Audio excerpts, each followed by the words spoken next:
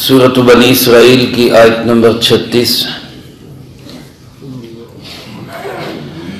الحمدللہ وکفی وسلام علی عبادہ الذین اصطفی خصوصا علی سید الرسل وخاتم الانبیاء وعلی آلہ واصحابہ الاتقیاء اما بعد فاعوذ باللہ من الشیطان الرجیم بسم اللہ الرحمن الرحیم ولا تقف ما ليس لك به علم ان السمع والبصر والفؤاد كل اولئك كان عنه مسؤولا ولا تمش في الارض مرحا إنك لن تخرق الأرض ولن تبلغ الجبال طولا كل ذلك كان سيئه عند ربك مكروها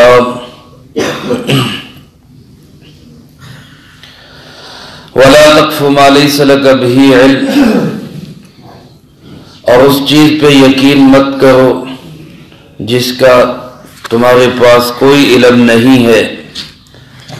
ان السمع والبصر والفؤاد، بے شک کان، آنکھیں اور دل، کل اولئک کان عنہ مسئولا، ان سب چیزوں کے بارے میں سوال کیا جائے گا۔ ولا تمشی فی الارض مرحا، اور مت چلو زمین پر اکڑ کر۔ انک لن تخرق الارض، بے شک ہرگز تو زمین کو پھاڑ نہیں سکتا۔ ولن تبلغ الجبال طولا، اور نہ ہی پہاڑوں کی بلندیوں کو پہنچ سکتا ہے۔ کل ذالک کان سیئہ عند ربک مکروہا، یہ سب کی سب بری چیزیں تیرے رب کے نزدیک انتہائی ناپسندیدہ ہے۔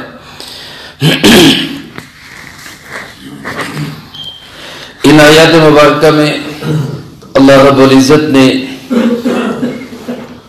ان 15 اصول و ضوابط میں سے آخری 2 چیزوں کو بیان فرمایا ہے۔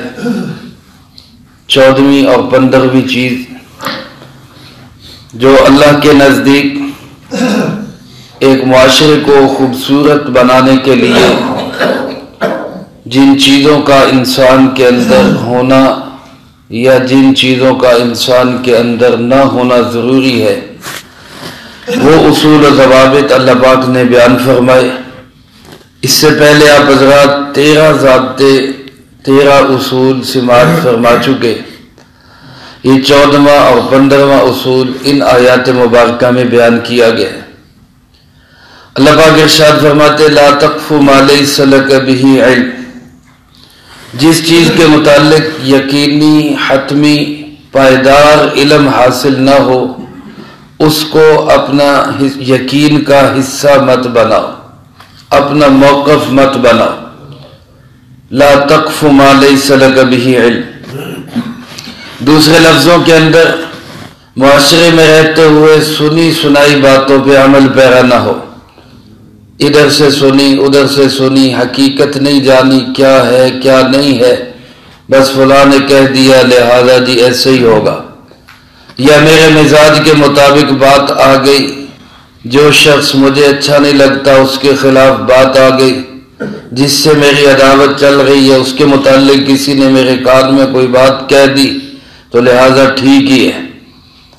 اللہ پاک ارشاد فرماتے ہیں ایسی چیز کو اپنا موقف مت بناؤ، یہ تمہارے معاشرے کو بگاڑ کے رکھ دے گا۔ حدیث پاک میں جناب محمد کریم صلی اللہ علیہ وسلم نے ارشاد فرمایا کفا بالمرء کذبا ان یحدث بکل ما سمع، کسی آدمی کے جھوٹا ہونے کے لیے اتنی بات ہی کافی ہے کہ وہ ہر سنی سنائی بات کو آگے نقل کرنا شروع کر دے۔ میرے محترم دوستو، عقیدے میں، عمل میں اور اپنی زندگی کے اندر کسی جگہ پر بھی محض سنی سنائی بات کو ہمیں جگہ نہیں دینی چاہیے۔ آج ہمارے بہت سارے عقائد بھی محض سنے سنائے یہ عقیدہ ایسا ہے، کیوں ہے؟ یہ سب لوگ ہی ایسے کہتے ہیں، ساری دنیا ایسی کہتی ہے، ہمارے یہاں رواج ایسے ہی ہے، ہمارے بڑے ایسے ہی کرتے آئے ہیں۔ اس کی دلیل کیا ہے؟ قرآن پاک میں کہیں ہے، جناب محمد کریم صلی اللہ علیہ وسلم کی سنت میں کہیں ہے، حضرات صحابہ کرام رضی اللہ تعالی مجمعین کی زندگی میں ہے، ائمہ مجتہدین ائمہ محدثین نے اس کو کہیں لکھا؟ پتہ نہیں، بس سارے کر رہے ہیں، معاشرے کے اندر ہے، لہذا ہم بھی کر رہے ہیں۔ تو اس سے اللہ پاک نے منع فرمایا، کوئی بھی بات اپنے عقیدے میں شامل کرنی ہے، اس کے متعلق عقیدہ نظریہ بنانا ہے، تو پہلے تحقیق کر لو کہ آیا یہ صحیح بھی ہے یا نہیں، یا کم سے کم ایسے فرد پہ اعتماد کرو جس کے متعلق تمہیں یقین ہے کہ یہ غلط بات نہیں کرتا، اس پہ کم سے کم اعتماد کرو۔ ایسے نہیں کہ بس ہر ایک نے جو کہہ دیا بس سب ہی صحیح ہے۔ میرے محترم دوستو، جو آدمی ہر ایک کی سنی سنائی پر جس نے جیسے کہا وہ ویسے چل پڑتا ہے، ویسے لگ پڑتا ہے، اس کا پھر حشر بہت برا ہوتا ہے۔ ایک ایسی حکایت سی یاد آ گئی، وہ ہے تو ایک مزاحیہ سی بات، لیکن اس سے ہمارے معاشرے کی عکاسی بھی ہوتی۔ تو کوئی نوجوان جو ہے وہ اپنے سسرال جا رہا تھا، تو اس کی ماں نے اس کو تیار کیا، کپڑے شپڑے پہنائے، اس کو تیار کر کے تو اس کو روانہ کیا، اور چلتے ہوئے اس کو ہدایت کی کہ پتر ہنسدا ہنسدا جانا، سوہرے نے چلنا ہنسدا ہنسدا جانا۔ اب وہ گھر سے چل پڑا، ہنستے ہنستے جا رہا ہے۔ اگلے گاؤں میں پہنچا تو وہاں ان کا چودھریوں کی کوئی فوتگی ہوئی تھی، گاؤں کے بڑوں کی کوئی فوتگی ہوئی تھی۔ اب یہ ہنستا ہوا جا رہا ہے، انہوں نے پھاڑ کے کٹیا، کہتے تینوں شرم نہیں آتی، ساڈی فوتگی ہوئی تو ہنسی جا رہا۔ مار کھا کے پھر کہنے لگا اچھا پھر میں کیا کروں؟ انہوں نے کہا کہ تو جو ہے نا روتا روتا جا، روتا روتا جا۔ اب وہی تھا نا کہ جس نے جیسے سمجھا دیا ویسے چل پڑا، اب رو کے روتا روتا جانے لگ گیا۔ اگلے گاؤں میں گیا تو وہاں کہیں ان کے سالوں بعد بچہ پیدا ہوا تھا، وہ خوشیاں منا رہے تھے، یہ روتا ہوا جا رہا تھا۔ اب انہوں نے پھڑ کے پھینٹی لگائی کہ یہ کیا چکر ہے، ہمارے اتنی بڑی خوشی ملی، سالوں بعد ملی، تو روئی جا رہا ہے۔ کہتا پھر میں کیا کروں؟ انہوں نے کہا کہ تو ایک کہندا جا کہ ایک اے ایک اللہ ہور در، ایک اے ایک اللہ ہور در۔ اب اس نے یہ بول پکا لیا، یہ کہتا جائے گا ایک کے ایک اللہ ہور در، ایک کے ایک اللہ ہور در، یہی کہتا جا۔ تھوڑا آگے گیا تو کوئی آدمی بیٹھا ہوا تھا، اس کے بیچارے کے پھوڑا نکلا ہوا تھا، اب یہ کہتا جا رہا ہے ایک کے ایک اللہ ہور در۔ انہیں پھڑ کے پینٹی لائی، جم شرم نہیں آتی، میں اگلے تو تانگا، تو کہنا ایک کے ایک اللہ ہور در۔ اب اس نے کہا اچھا پھر میں کیا کہوں؟ اس نے کہا تو یہ کہتا جا انشاءاللہ سڑ سک جائے، انشاءاللہ سڑ سک جائے، یہ کہتا تھا۔ اب اس نے یہ لفظ پکا لیا، یہ کہتا جا رہا ہے انشاءاللہ سڑ سک جائے، انشاءاللہ سڑ سک جائے۔ آگے گیا تو آگے باغ کے اندر ایک مالی پودے لگا رہا تھا، اب وہ پودے لگا رہا ہے، یہ کہتا جا رہا ہے انشاءاللہ سڑ سک جائے، انشاءاللہ سڑ سک جائے۔ اس نے پکڑ کے پینٹی لگائی، میں پودے لگا رہا ہوں، تو کہہ رہا ہے سڑ سک جائے۔ اچھا پھر میں کیا کہوں؟ کہنے لگا تو ایک ہے کہ چاچا ہور ویلا، چاچا ہور ویلا، چاچا ہور ویلا، ایک لفظ کیا۔ اب اس نے یہ لفظ پکا لیا اور کہتا جا رہا ہے چاچا ہور ویلا، چاچا ہور ویلا۔ آگے سسرال کا گھر آ گیا، سسرال کے گھر میں داخل ہوا تو سسر جو ہے وہ ساس کی پٹائی کر رہا ہے۔ کوئی پرانا وقت ہوگا جس میں خامن بیوی کو مار لیتا ہوگا، آج کل تو ماحول الٹا ہے۔ اب ساس جو ہے وہ مار کھا رہی، سسر مار رہا ہے، اور یہ کہتا ہوا داخل ہوا چاچا ہور ویلا، چاچا ہور ویلا۔ انہوں نے پڑھ کے پھینٹی لائی، تو چنگا ساڈا جوائی ہے، بجائے چھڑاڑ دے تو سن کہنے ہور لا۔ تو یہ اس شخص کا حال ہوتا ہے جو ہر ایک کی کہیں سنی پہ چل پڑتا ہے، بس جیسے کسی نے پڑھا دی چل پڑا۔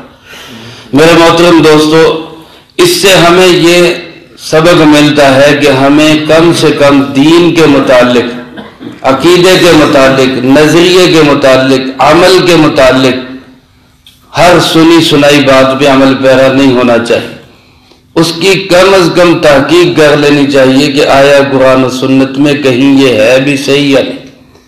اور پھر خاص طور پر جہاں معاملات، آپس کے معاملات کیا ہے، لوگوں کے معاملات کیا ہیں۔ آج کتنے ایسے ہیں کہیں بیچارے رشتہ کرنے کے لیے جاتے ہیں، اب ظاہر ہے ان کی تو رشتہ انہوں نے کرنا ہے، انہوں نے کسی سے تحقیق کرنی ہے۔ اب حقیقت بتانے کی بجائے کئی لوگ ویسے ہی ان کے ذہن میں ہوتا ہے یہاں پہ نہ ہو، حسد ہے، خام خواہ کہہ رہی ہے نہیں میں نے سنا ہے یہ بندہ شرابی ہے، میں نے سنا ہے یہ بندہ جواری ہے، میں نے سنا ہے ان کی بچی ٹھیک نہیں ہے، فلاں ہے، رشتہ نہیں ہو سکا۔ تو ایسے میرے عزیز دوستو، ایسی چیزیں معاشرے کے اندر بہت زبردست بگاڑ پیدا کر دیتے۔ گھروں کے اندر بعض اوقات کوئی معاملہ نہیں ہوتا، ایسے شکوے اور شکایت ہوئی اور ذہن ایک بن گیا، اس ذہن پر کسی نے جلتی ہوئی پہ تیل ڈالا کہ ہاں ایسے ہی ہے، تو یقین آ گیا ہاں واقعی ایسے ہی ہوا ہوگا۔ ایسے بیٹھے بٹھائے بات کا بتنگڑ بن جاتا ہے اور گھروں کے گھر تباہ ہو جاتے ہیں۔ اللہ پاک ارشاد فرماتے ہیں جو تمہیں جس چیز کا یقینی اور حتمی علم نہ ہو اس کے متعلق بالکل اپنا موقف نہ بناؤ۔ خاص طور پہ ہمارے یہاں آج کل جو میڈیا ہے اس کا کردار یہی ہے، ہر سنی سنائی بات کوئی پتہ نہیں کیا ہے یا نہیں، بریکنگ نیوز کے چکر میں چاہے کسی کی پگڑی اچھلتی ہے اچھل جائے اس کو لگا دیں، اور پھر بعد میں کوئی شرمندگی نہیں۔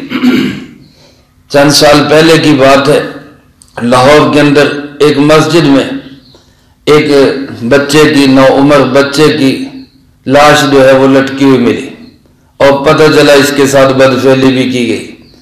سارے میڈیا نے طوفان مچا دیا، غلغلہ مچا دیا، مساجد میں ایسے ہوتا ہے، مسجد میں ایسے ہوتا ہے، مدرسوں میں ایسے ہوتا ہے، یہ مولوی یہ فلاں یہ فلاں، ایک طوفان بدتمیزی کھڑا کر دیا۔ اگلے دن انویسٹیگیٹ ہوئی تو پتہ چلا کہ اس کا جو مجرم ہے وہ مسجد کے برابر میں پڑوس میں کوئی دکان تھی، وہ دکاندار حجام نائی وہ اس کا مجرم ہے، اس میں کسی مولوی کا یا مسجد کے کسی بندے کا کوئی جرم کوئی قصور نہیں۔ ایک دم سب سناٹا چھا گیا۔ میں حیران، میں نے کہا بھی سناٹا تو نہیں، کم از کم مجرم تو ہوا، چاہے کوئی مجرم ہو آواز تو اٹھنی چاہیے، تو سناٹا کیوں چھا گیا؟ کہ پتہ چلا کہ مجرم جو ہے وہ ایک عیسائی تھا۔ اب اس کے متعلق جن کا یہ چربہ ہے، جن کی یہ زبان ہے، اس کے متعلق کیسے یہ بولے؟ پھر اس پہ کوئی شرمندگی نہیں، کوئی معذرت نہیں کہ جی ہم نے مساجد مدارس کی خام خواہ بے حرمتی کی لہذا ہم اس پہ معذرت کرتے ہیں، کچھ نہیں۔ یہ ساری وہی کئی سنی اور جناب اندازے اور تخمینے ہیں جس کی کوئی حقیقت نہیں۔ اور میرے محترم دوستو، اللہ پاک ارشاد فرماتے ہیں جب تک کسی چیز کے متعلق حتمی علم یقینی نہ ہو تو کسی کے متعلق کوئی موقف نہ بناؤ، کوئی یقین نہ بناؤ، کیونکہ ان السمع والبصر والفؤاد، قیامت کے دن آنکھ سے بھی سوال ہوگا، کان سے بھی سوال ہوگا۔ کان کا ذکر پہلے کیا، پھر آنکھ کا ذکر کیا، پھر دل کا سوال ہے، ان تینوں سے سوال ہوگا۔ علماء فرماتے ہیں انسان کو جو علم حاصل ہوتا ہے وہ حواس خمسہ سے علم حاصل ہوتا ہے۔ 5 اللہ پاک نے حصے رکھی ہمارے پاس، سننے کی اور اسی طرح دیکھنے کی، پھر محسوس کرنے کی، کسی چیز کو ہم ہاتھ لگا کے محسوس کرتے ہیں گرم ہے ٹھنڈی ہے، اسی طرح چکھنے کی حص ہے، سونگھنے کی حص ہے۔ ان 5 حصوں سے انسان کو علم حاصل ہوتا ہے۔ ان میں سے بھی 2 حصے ایسی ہیں جن سے سب سے زیادہ علم حاصل ہوتا ہے، کان اور آنکھیں، اور ان دونوں میں سے بھی کان سے سب سے زیادہ علم حاصل ہوتا ہے۔ اس لیے اللہ پاک نے سب سے پہلے کان کا ذکر کیا، ان السمع، کانوں سے سنی ہوئی باتوں کے متعلق بھی سوال ہوگا، آنکھوں سے دیکھی ہوئی باتوں کے متعلق بھی سوال ہوگا، باقی ذرائع علم کے متعلق بھی سوال ہوگا، اور تمام علوم کا مرکز دل ہے، دل کے متعلق بھی سوال ہوگا۔ پوچھا جائے گا ہاں بھائی کانوں سے کیا سنا تھا، کانوں سے کیا سنا تھا، کان سے سوال ہوگا، کیا سنتے رہے ہو حضرت صاحب؟ آنکھ سے سوال ہوگا کہ محترمہ کیا دیکھتی رہی دنیا کے اندر، اور یہ بولیں گے الیوم نختم علی افواہہم وتکلمنا ایدیہم وتشہد ارجلہم، اللہ فرماتے ہیں ہم ان کی زبانیں بند کر دیں گے، جسم کے اعضاء بول کے بتائیں گے کہ ہم سے کیا کیا حرکتیں ہوتی ہیں۔ تو کان سے سوال ہوگا، آنکھ سے پوچھا جائے گا کہ کیا کیا آپ کرتے رہے، کل ذالک کان عنہ مسئولا، یہ سب آخرت کے اندر ان سے سوال پوچھے جائیں گے، ان سے پوچھا جائے گا، پوچھ گچھ ہوگی ان سے کیا کرتے رہے ہو۔ تو لہذا دنیا کے اندر ان کا استعمال درست اور صحیح ہونا چاہیے۔ یہ اللہ کی بہت بڑی نعمتیں ہمارے پاس، ایک آنکھ کی نعمت کتنی بڑی نعمت ہے کہ اگر کسی کے پاس آنکھیں نہ ہو اس کی دنیا اندھیر ہے، کروڑوں اربوں بھی دینے پڑے وہ کہے مجھ سے لے لو، مجھے آنکھوں کی بینائی دے دو، مجھے نظر آ جائے۔ کتنی بڑی نعمتیں اللہ نے بغیر کسی معاوضے کے ہمارے جسم میں فٹ کی۔ تو اس آنکھ کا غلط استعمال نہ ہو، غیر محرم کو نہ دیکھا جائے۔ اسی طرح کانوں سے موسیقی، گانا بجانا، غیبت، جھوٹ اور چغل خوری، سننی سنانی، یہ سب چیزیں چھوڑ دی جائیں۔ کان اور آنکھ کا استعمال صحیح ہو، یہ اللہ کی نعمت کا شکر ہے۔ دل اپنے کام میں لگا ہوا ہے، تمام علوم کا مرکز، انسان کی پوری باڈی کا مرکز۔ جناب محمد کریم صلی اللہ علیہ وسلم نے ارشاد فرمایا ان فی الجسد مضغہ، جسم کے اندر ایک ایسا لوتھڑا ہے، ایک ایسا ٹکڑا ہے، اذا صلحت صلح الجسد کلہ، جب یہ درست ہو جاتا ہے تو پورا جسم درست ہو جاتا ہے، جسمانی طور پر بھی روحانی طور پر بھی۔ اگر جو ہے ای سی جی کروائی اور اس میں جو ہے دل کی دھڑکن صحیح نہیں آئی تو جسم سارے خراب ہو جاتا ہے، پورے جسم پہ اس کا اثر پڑتا ہے، جسمانی بھی اثر پڑتا ہے، روحانی بھی۔ دل حسد، بغض، دشمنی، عداوت، تکبر کا مرکز ہے، یہ بری چیزیں اس کے اندر آ جائیں تو پورا جسم برباد ہو جاتا ہے۔ اور دل صبر، شکر، تواضع، عاجزی، للہیت، اخلاص کا بھی مرکز ہے۔ اگر یہ چیزیں دل کے اندر آ جائیں تو پورے جسم کے اعمال بھی درست ہو جاتے ہیں۔ اللہ فرماتے ہیں ان کے متعلق میں سوال کروں۔ اور آخری بات، آخری جو چیز ہے وہ فرمایا وَلَا تَمْشِ فِي الْأَرْضِ مَرَحًا، زمین پہ اترا کر اکڑ کر مت چلو، تکبر سے مت چلو زمین کے اوپر۔ میرے بھائیو، اللہ کو تکبر بالکل پسند نہیں۔ تکبر مال و دولت کا ہو، تکبر حسن و جمال کا ہو، تکبر کسی عہدے کا ہو، تکبر کسی علم کا ہو۔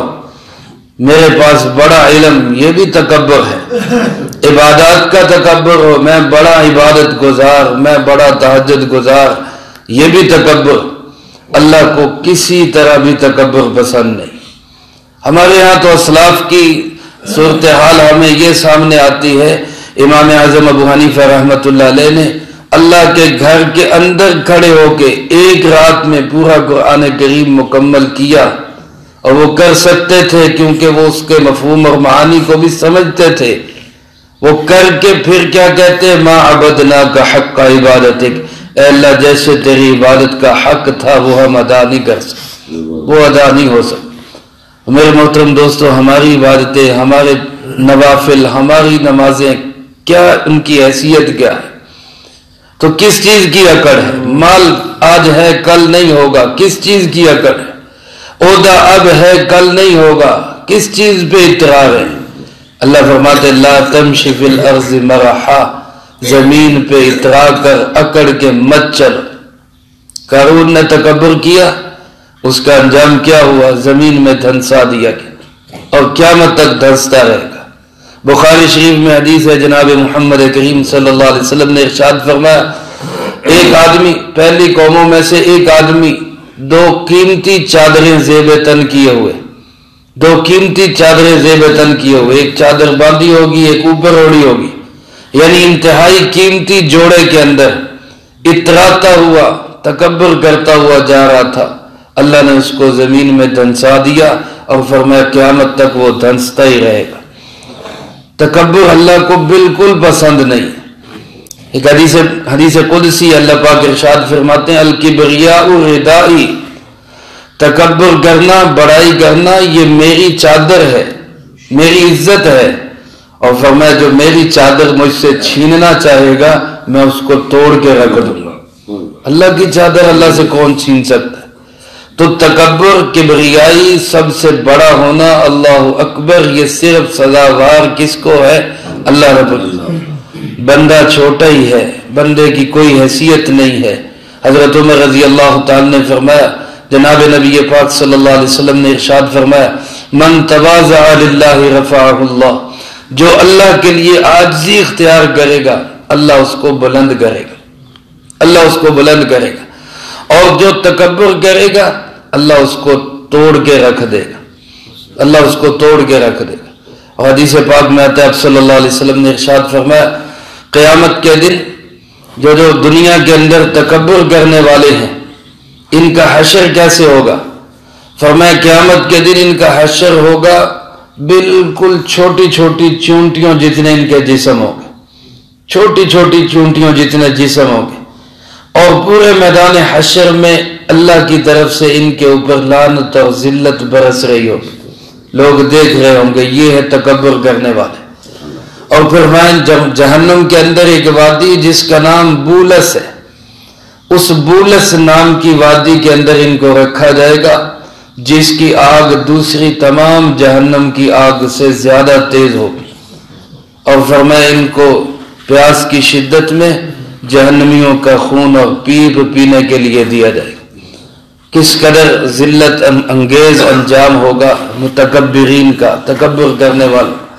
اس لیے میرے بھائیوں کبھی بھی دل دماغ میں یہ نہیں آنا چاہیے، اور تکبر کا تعلق بھی دل سے ہے، عاجزی کا تعلق بھی دل سے ہے، لیکن جب دل کے اندر تکبر ہوتا ہے تو چال پہ اثر پڑ جاتا ہے، چال بدل جاتی ہے، اور جب دل کے اندر عاجزی ہوتی ہے تو پھر بھی چال بدل جاتی ہے۔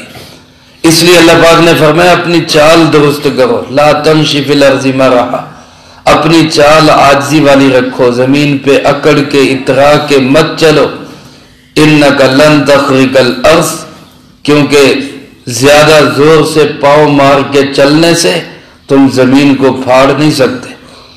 تکبر کے ساتھ انسان زور سے زمین پہ پاؤں مارتا ہے، اللہ فرماتے ہیں جتنا مرضی زور سے مارو لن تخرق الارض، زمین کو نہیں پھاڑ سکتے، اور سینہ تان کے چلتے ہو، اکڑ کے چلتے ہو، فرمایا لن تبلغ الجبال طولا، جتنا مرضی اکڑ لو پہاڑوں کی بلندی کو نہیں پہنچ سکتے، جتنا مرضی سینہ تان لو پہاڑوں کی بلندی کو نہیں پہنچ سکتے۔ صرف ایک جگہ پہ اکڑ کی اجازت دی گئی ہے، اور وہ ہے کافروں کے سامنے، کافروں کے مقابلے میں سینہ تان کے چلو۔ جب آپ طواف کرتے ہیں عمرے کا یا حج کا تو آپ طواف کے پہلے 4 چکروں کے اندر رمل کرتے، اکڑ کے چلنا، سینہ تان کے چلنا۔ یہ حکم کس لیے دیا گیا؟ جب آپ صلی اللہ علیہ وسلم اور صحابہ کرام رضی اللہ تعالی مجمعین مدینہ منورہ سے عمرہ کرنے کے لیے مکہ مکرمہ تشریف لائے تو کفار جو بیٹھے تماشا دیکھ رہے تھے وہ کہنے لگے مدینے کی آب و ہوا نے ان کو کمزور کر دیا، ان کو کمزور کر دیا۔ تو آپ نے فرمایا ذرا سینہ تان کے چلو، اکڑ کے چلو، طواف کرو، ذرا اس طرح چال چل کے پہلوانوں کی طرح، ان کو پتہ چلے کہ ہم کمزور نہیں، ہم اب بھی طاقتور ہیں۔ تو کافروں کے سامنے تھی اکڑ، اور آج ہم اس اکڑ کو اپنے مسلمان بھائیوں کے سامنے لے۔ مسلمان کے لیے تو کیا ہے اذلۃ علی المؤمنین، مسلمان کے لیے مسلمان انتہائی نرم ہے، اور کافروں کے لیے اعزۃ علی الکافرین، کافروں کے لیے سخت ہے۔ تو یہ میرے بھائیوں اپنے بھائیوں کے سامنے عاجزی، مسلمانوں کے سامنے تواضع اختیار کرنا، یہ اللہ رب العزت کا حکم ہے۔ اللہ فرماتے ہیں اگر یہاں تکبر کرو گے تو کچھ نہیں ہوگا، نہ زمین پھٹے گی نہ پہاڑوں کی بلندیوں کو پہنچو، لہذا اس کو چھوڑ دو۔ یہ ساری چیزیں، شرک کرنا، والدین کی نافرمانی کرنا، اسی طرح جو ہے فضول خرچی کرنا، اور زنا کرنا، اولاد کو املاک کے ڈر سے، تنگ دستی کے ڈر سے اولاد کو قتل کرنا، یا اسی طرح کسی کو ناحق قتل کرنا، یا قتل کا بدلہ لیتے ہوئے حد سے تجاوز کرنا، یا کم تولنا، ماپ تول میں کمی کرنا، اسی طرح وعدوں کی خلاف ورزی کرنا، یا اکڑ کے چلنا، سنی سنائی بات پہ عمل کر لینا، یہ ساری چیزیں جو 15 چیزیں اللہ پاک نے بیان فرمائی، اللہ فرماتے کل ذالک کان سیئہ عند ربک مکروہا، یہ بری چیزیں، گندی چیزیں ہیں، برے اعمال ہیں، تیرے رب کے ہاں مکروہا، انتہائی ناپسندیدہ، انتہائی ناپسند۔ لہٰذا ان 15 چیزوں کو چھوڑ دو تاکہ تمہارا معاشرہ ایک خوبصورت معاشرہ اور ماحول بنے۔ اللہ مجھے آپ کو سب کو ان 15 اصول و ضوابط کو سمجھنے کی، زندگی میں لا کے دوسروں تک پہنچانے کی توفیق عطا فرمائے۔ جو کہا سنا اس پہ عمل کر کے دوسروں تک اس کی تبلیغ کرنے کی اللہ ہمیں توفیق نصیب فرمائے۔ اللہم لک الحمد کما ینبغی لجلال وجہک وعظیم سلطانک، اللہم لا احصی ثناء علیک انت کما اثنیت علی نفسک، اللہم لک الحمد کما انت اہلہ، صلی علی محمد کما انت اہلہ، وافعل بنا ما انت اہلہ، فإنک اہل التقوی واہل المغفرہ۔ اللہم ربنا ظلمنا انفسنا وإن لم تغفر لنا وترحمنا لنكونن من الخاسرين۔ اللهم ربنا هب لنا من أزواجنا وذرياتنا قرة أعين واجعلنا للمتقين إماما۔ اللهم أحسن عاقبتنا في الأمور كلها وأجرنا من خزي الدنيا وعذاب الآخرة۔ اللهم واقية كواقية الوليد رب ارحمهما كما ربياني صغيرا۔ اللهم اكفنا بحلالك عن حرامك وأغننا بفضلك عمن سواك۔ اللهم استر عوراتنا وآمن روعاتنا۔ اللهم إنا نجعلك في نحورهم ونعوذ بك من شرورهم۔ ربنا تقبل منا إنك أنت السميع العليم وتب علينا إنك أنت التواب الرحيم۔ وصلى الله على النبي الكريم وعلى آله وأصحابه أجمعين برحمتك يا أرحم